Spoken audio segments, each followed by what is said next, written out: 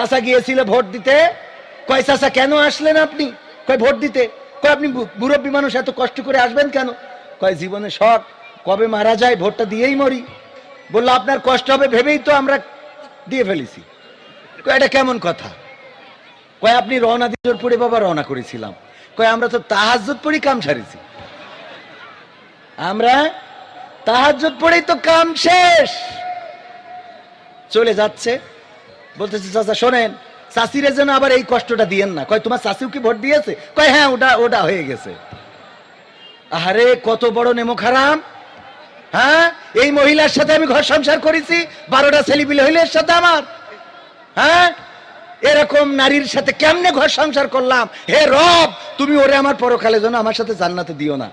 কয় চাচা এত রাগ কেন চাষির পরে? কয় রাগ হবে না কেন, আজ মারা গেছে 11টা বছর হয়ে গেল, আমি বুড়ো একা একা কিভাবে দিন কাটাই রাত কাটাই, এসি যখন ভোটটা দিয়ে গেছিস আমার সাথে দেখা করে যাবি না? হ্যাঁ, অন্তত আমার সাথে একটু দেখা করে যা।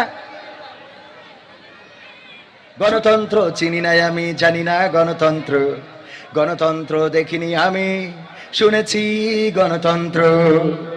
শুনেছিলাম আমি বাংলাদেশে গণতান্ত্রিক রাজা, যখন যারে মনে চেয়েছে ধরে দিয়েছে সাজা। শুনেছিলাম আমি বাংলাদেশে গণতান্ত্রিক রাজা, যখন যারে মনে চেয়েছে ধরে দিয়েছে সাজা। কাউকে দিয়েছে ফাঁসির দণ্ড, রেখেছে আয়না ঘরে, কাউকে আবার লাশ বানিয়ে ভাসিয়েছে সাগরে। কাউকে দিয়েছে ফাঁসির দণ্ড, রেখেছে আয়না ঘরে, কাউকে আবার লাশ বানিয়ে ভাসিয়েছে সাগরে। করেছে এসব কিসের জোরে? ছিল কি দাদার মন্ত্র? কেমন গণতন্ত্র ছিল, কেমন গণতন্ত্র, গণতন্ত্রের আড়ালে ছিল দাদার ষড়যন্ত্র। কেমন গণতন্ত্র ছিল, কেমন গণতন্ত্র, গণতন্ত্রের আড়ালে ছিল মোদির ষড়যন্ত্র। শুনেছি আগে নির্বাচনে লাগতো টাকার নোট, দেখেছি আমরা ভোট করিতে লাগেনি কোনো ভোট। শুনেছি আগে নির্বাচনে লাগতো টাকার নোট, দেখেছি আমরা ভোট করিতে লাগেনি কোনো ভোট। ভোটের আগে পাশ হয়েছে মন্ত্রী মিনিস্টার, লাগেনি মিছিল, লাগেনি মিটিং, লাগেনি তো পোস্টার।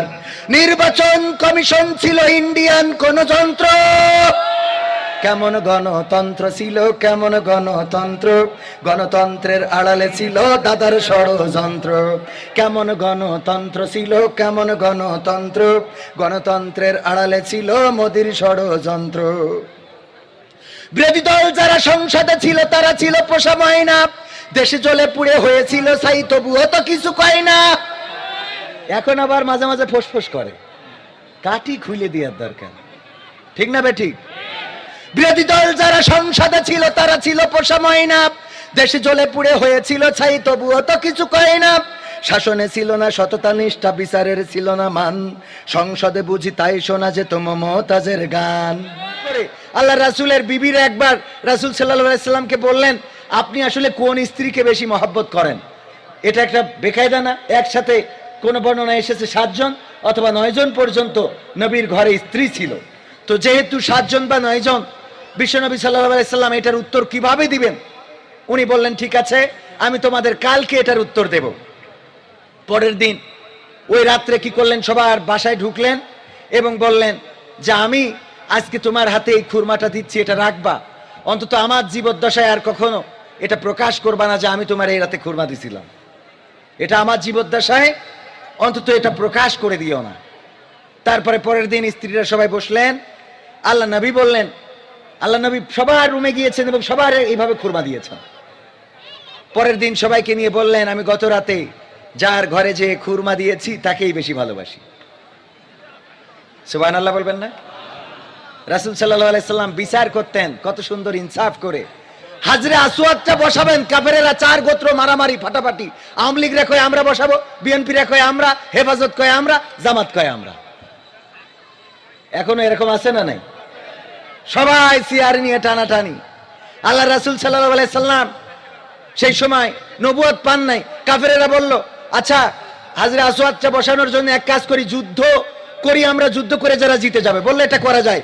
একজন বিজ্ঞ লোক পরামর্শ দিল, দেখো যুদ্ধের আগে যুদ্ধে তো ক্ষয়ক্ষতি হবে, আমরা যুদ্ধ চাই না, শান্তি চাই। কালকে সকালে দেখা যাক কে প্রথম কাবায় আসে, তার দিয়ে আমরা ফয়সালাটা করিয়ে নেব। বললো ঠিক আছে, মেনে নিলাম। পরের দিন বিশ্বনবী মুহাম্মদ সাল্লাল্লাহু আলাইহি সাল্লাম প্রথমেই ঢুকলেন কাবায়। বললেন আমাদের তো আলামিন চলে এসেছে, আর সাদিক এসেছে, সত্যবাদী বিশ্বস্ত লোকটাই এসেছে, সুতরাং তার ফয়সালা মেনে নেওয়া যায়। বিশ্বনবী তাদের কথাটা শুনলেন, গায়ের চাদরটা বিছিয়ে দিলেন, 4 গোত্রের 4 জন প্রধানকে দাঁড় করালেন, বললেন 4 জন প্রধান তোমরা 4 কোণা ধরো, আর যেখানে বসাতে হবে ওই জায়গা পর্যন্ত নিয়ে চলো। আল্লাহ রাসূল উঠিয়ে দিলেন পাথর, নিয়ে গেল 4 গোত্র। বিশ্বনবী আবার সাল্লাল্লাহু আলাইহি সাল্লাম পাথরটা হাজরা আসওয়াদের জায়গায় বসিয়ে দিলেন। গোটা যুদ্ধ থেকে রক্ষা পেয়ে গেল মক্কা। বলেন সুবহানাল্লাহ। হ্যাঁ বাবা, তোমার দরবারে সব পাগলের খেলা। মা বোনেরা রয়েছে, কিছু বলার দরকার আছে না? হ্যাঁ, আজকালকের ছেলেরা বই নিয়ে আর বসে না, ও বাবা গুগলে সার্চ করিয়া পড়ি। ওরে কালের মেয়েরা কোরআন হাদিস ধরে না, এখনকার মা বোনেরা কোরআন হাদিস পড়ে না। ও আল্লাহ, গদখালি যে টিকটকে ভিডিও ওরা করে না, এখানকার মা বোনেরা ভালো। হ্যাঁ বলছে রেল লাইনই জায়গা নেই। রেল লাইনই নাকি জায়গা থাকে না, কেউ এনে কি আত্মহত্যা করতে যায়? ও ঠেকাবেন। রেল লাইনে যায় কি করতে? হ্যাঁ, এখন আবার টিকটক করে বুরকাওয়ালা, ওরা আবার ইসলামিক টিকটকার। কি টিকটকার? অনেক কিছু আছে, কোন দিনই। হ্যাঁ, তা আমি তো জানি, সে তাই হচ্ছে। জ্বালা শেষ নেই। ও বাবা, রাসূল সাল্লাল্লাহু আলাইহি সাল্লামের জীবনে আনন্দ, বিনোদন, কবিতা, সঙ্গীত, আবৃত্তি, যুদ্ধ, বিগ্রহ ছিল না? আমরা যদি বিনোদনও দিই, সেটাও রাসূলের সুন্নাহর একটা অংশ। রাসূল বিনোদন দিয়েছেন না? একজন কালো মানুষ এসেছে, আল্লাহ রাসূল বলছে তুমি তো জান্নাতে যেতে পারবে না বাবু, তোমার তো জান্নাতে যাওয়া হবে না। কালো লোকটা বলছে কেন? আল্লাহ রাসূল সাল্লাল্লাহু আলাইহি সাল্লাম বললেন জান্নাতে কালো মানুষেরা যাবে না। লোক কান্না শুরু করে দেয়, আমার তাহলে কি হবে? আমি কালো মানুষ হওয়ার কারণে, কালো মানুষ বানাইছে কে? আল্লাহ। রাসূল সাল্লাল্লাহু আলাইহি সাল্লাম উনার হতাশা দেখে পরক্ষণে আবার ঠিক করে দিলেন, দেখো জান্নাতে যখন তুমি যাবা তখন তোমার চেহারা এত সুন্দর হয়ে যাবে যে সালমান শাহ মরে গেছে 30 বছর পরেও তার ভক্ত আছে না নাই, তার থেকে সুন্দর চেহারা হয়ে যাবে। সুবহানাল্লাহ, কথা কয় না? এত সুন্দর চেহারা হয়ে যাবে, তুমি কালো মানুষ থাকবাই না। এই জন্য আমি বললাম কালো মানুষ জান্নাতে। আপনারা এটার আরেকটা বর্ণনাও আছে জানেন, যে একজন বৃদ্ধ লোক এসেছে, আল্লাহ রাসূল সাল্লাল্লাহু আলাইহি সাল্লাম বললেন বৃদ্ধ লোক জান্নাতে যাবে না। ওই লোক বলল তাইলে আমি তো বৃদ্ধ হয়েছি আল্লাহর ইচ্ছায়, এখন আমার উপায় কি হবে? বিশ্বনবী সাল্লাল্লাহু আলাইহি সাল্লাম বললেন বৃদ্ধ মানুষটা যুবক হয়ে জান্নাতে প্রবেশ করবে। বলেন সুবহানাল্লাহ। আল্লাহ রাসূল সাল্লাল্লাহু আলাইহি সাল্লাম খুরমা খাচ্ছেন, খুরমা খাইতে খাইতে খেজুর কিছু খেজুরের বিচি রেখেছেন আলী রাদিয়াল্লাহু তাআলা আনহুর সামনে। আলী ছিল কে? একদিক থেকে রাসূলের চাচাতো ভাই, আর একদিক থেকে জামাতা। দেখেন, জামাই মেয়ের হাজবেন্ড। আল্লাহ রাসূল সাল্লাল্লাহু আলাইহি সাল্লাম খুরমা খেয়ে খুরমার বিচিগুলো আলী রাদিয়াল্লাহু তাআলা আনহুর সামনে রেখেছে। রাখার পরে রাসূল সাল্লাল্লাহু আলাইহি সাল্লাম খাবার শেষে বললেন, দেখো খুরমা কে কত বেশি খেয়েছে, আলীর সামনে বিচিগুলো দেখলে বোঝা যায়। আলীর সামনে বিচিগুলো দেখলে বোঝা যায় খুরমা কে কত বেশি খেয়েছে। আলী রাদিয়াল্লাহু তাআলা আনহু মজা করে বললেন, আল্লাহর রাসূল এটা মানলাম, কিন্তু আমি এটা দেখলাম যে আমাদের মধ্যে আবার অনেকেই আছে যারা খুরমা খাইতে যেয়ে বিচিটাও রাখে নাই, বিচিটাও খেয়ে ফেলেছে। কত সুন্দর মজা করতেন, বলেন সুবহানাল্লাহ। কত সুন্দর আনন্দ করতেন, কত সুন্দর করে বিনোদন দিতেন। আমাদের মুহতারাম দায়িত্বশীল চলে এসেছেন। আমি তো উনার সঙ্গীত আগে গিয়ে ফেলেছি, দরকার হলে আরেকবার গাবো, উনার সাথে নিয়ে আরেকবার হবে, শুনবেন আপনারা? রাসূল নামে কে এলো মদিনায়, রাসূল নামে ওরে আকাশের চন্দ্র কেড়ে, ওরে আকাশের চন্দ্র কেড়ে এলেন দুনিয়ায়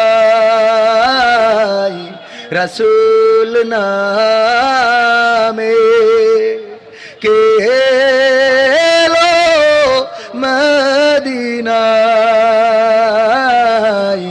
রাসূল নামে। নাতে রাসূল সন্ধ্যা চেয়ার আরেকটা নিয়ে আসুন। আমরা মেহমানকে একটু বরণ করে নিয়ে তারপর আমাদের আনুষ্ঠানিকতায় ফিরবো। আপনারা থাকতে রাজি আছেন? থাকবেন ইনশাআল্লাহ। সবাই একটু জিকির করেন, লা ইলাহা ইল্লাল্লাহ।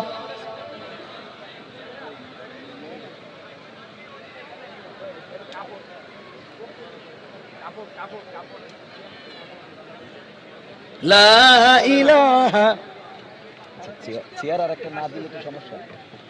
চেয়ার আর একটা না দিলে, হ্যাঁ চেয়ার তো আর একটা দিবেন। চেয়ার দিবেন কোন নিচে? এখানে উনার রেখে ওই যে ওই গানটা আরেকবার গায়, গোলাম রাসূল কেমন লোক।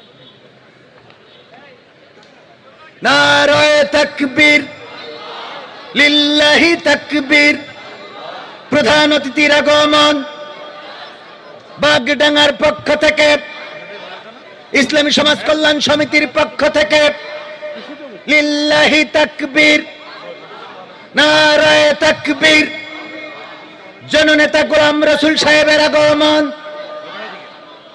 অনুষ্ঠানের পক্ষ থেকে, বাঘারপাড়াবাসীর পক্ষ থেকে,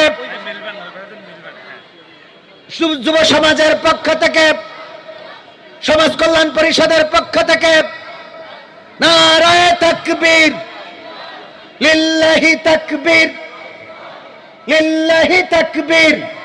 জননেতা গোলাম রাসূল সাহেব উনি আমাদের মাঝে এসে হাজির হয়েছেন।